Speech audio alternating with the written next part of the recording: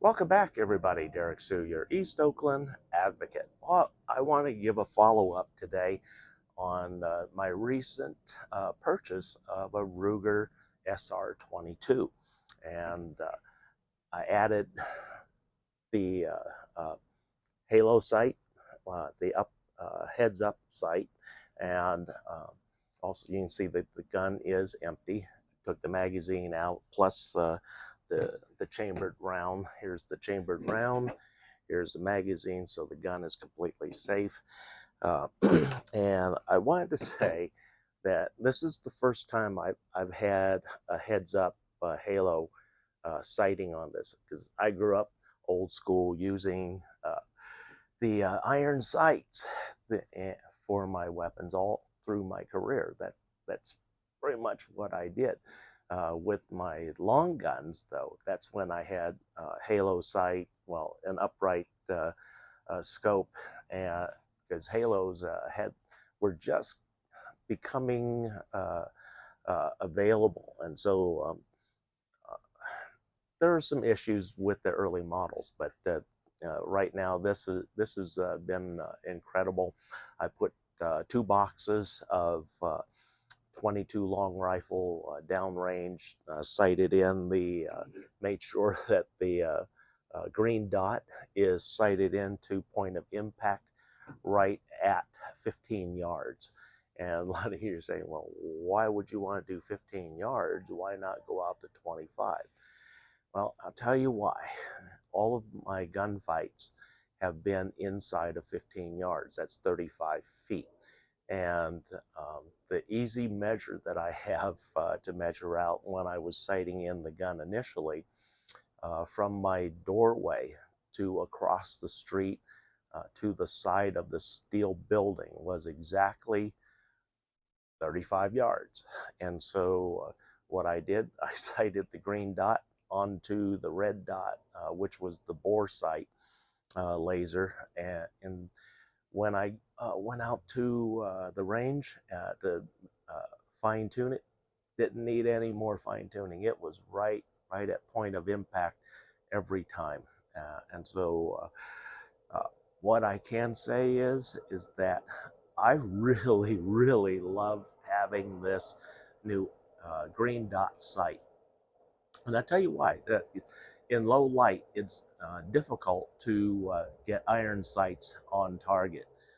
You have up to 2-3 more seconds that you have to focus, with your iron sights with prevailing backlighting, and sometimes there just isn't any, and so you don't want to send any shots downrange without actually knowing your target, where your target is, and where the impact point is going to be on a bullet, because you don't want to injure somebody accidentally. So anyway, what I loved about this, the recoil is extremely light. So for like myself, who's aging, a 45, the recoil on a 45 is pretty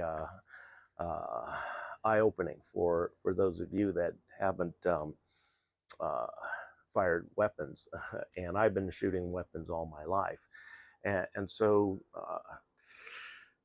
it comes with age, and so carrying that big bulky weapon, the my HK USP 45, that just wasn't reasonable. And I bring that up because what's going on in Oakland, there's still a lot of crime going on, but then there's criminals that do little small petty things. Like last night, I caught a guy trying to break into the refrigerator here, literally. This is the third time that he's attempted this. And so there's going to be some serious consequences when he returns on his fourth trip, if he comes back, because we were face to face, eye to eye, and he was covered head to toe, and he had a balaclava on his face, so that only a small section of his eyes were visible. Rest of his face was covered, and then he had a lot of bulky clothes on. And here's the thing, he's armed with a machete right on his shoulder, so that he can pull that machete out. And so that's when something like this is going to be necessary in the event that that person uh, goes for that weapon.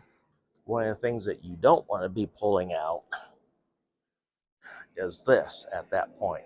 You could use it, I mean, but the chances of him actually hitting the eyes where it makes a difference is very slim. And then also the nose, it's going to take additional time for him to inhale any moisture that gets through that balaclava.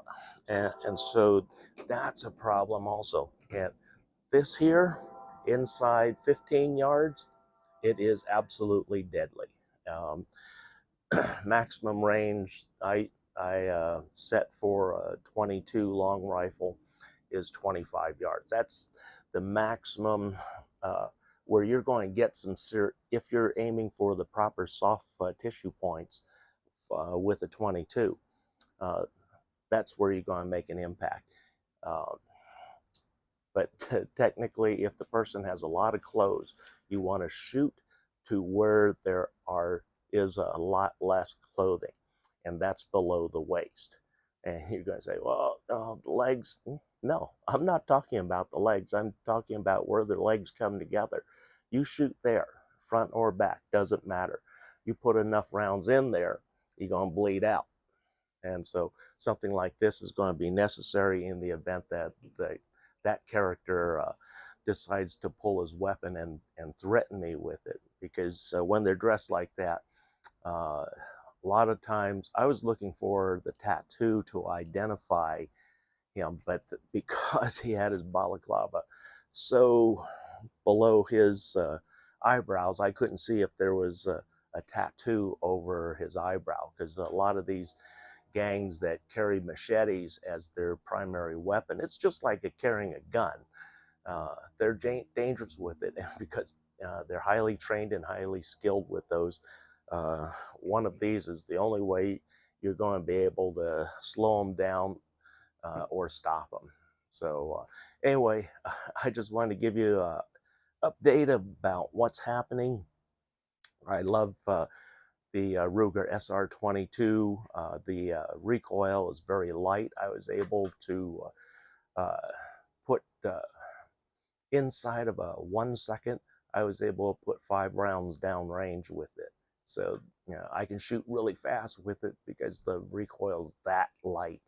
And I'm used to much higher impact, so I'm able to keep the gun on target. Plus with the green dot, it makes it almost child's play.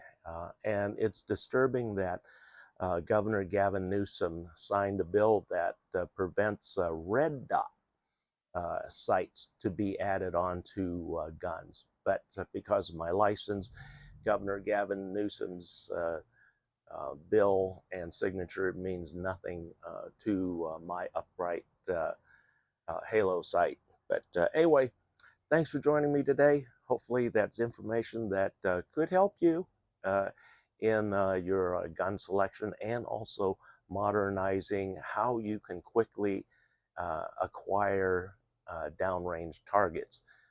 Much easier with that green dot versus the old iron sights, and in the dark, that green dot is incredible. While you may not be able to see the complete back drop in the background, it does give you where you'll be able to see where that bullet is actually going to impact. Thanks for joining me. We'll be right back.